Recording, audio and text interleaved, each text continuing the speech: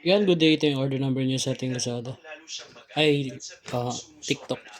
Ito yung wave. Order niyo sa atin na Tangchi. Check natin.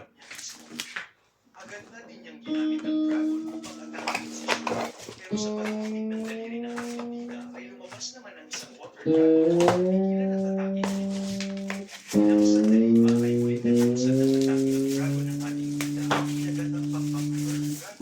Matapos nito ay sunod-sunod na atake pa ang kanyang ginawa hanggang madurag ang dragon ng kalaban.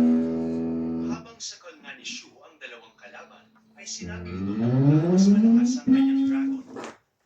Hindi naman daw lubos sa kalain ng leader ng kalaban na bukod sa pagiging strength type ay may water type element din ang ating bida. Hindi na daw niya alam na may niyento ang dragon and snares na kasing talento ng ating bida. Pero hindi ay inigitan lang naman niya ang hawak sa leeg ng lalaking ito na lubos ang pagmamakaawa. Dahilan upang mapatanong ang ating bida kung natatakot na ba siya. Masyado nga daw siyang maingay, umumuwi ka pa nito dahil hindi naman niya maunawaan ang Ang rekta balot na po yan.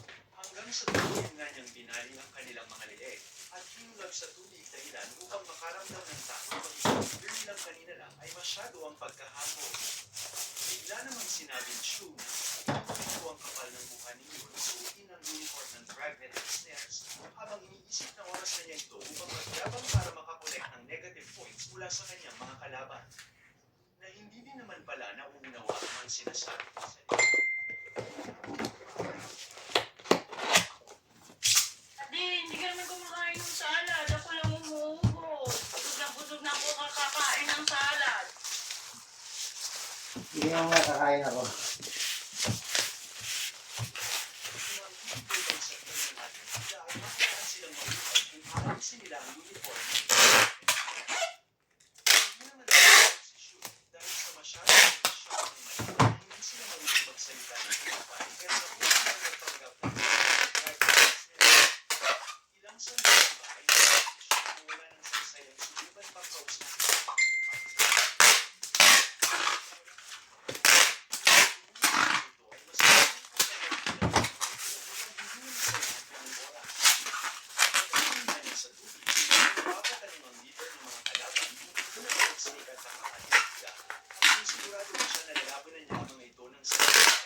Masyadong malakas ang loob ka pa nga nito.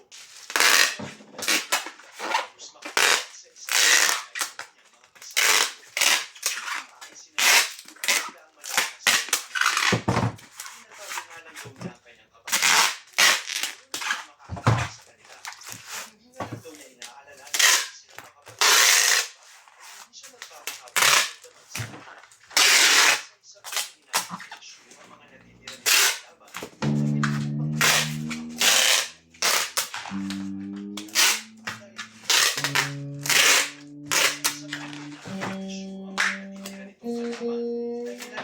Isip ng hambog na ito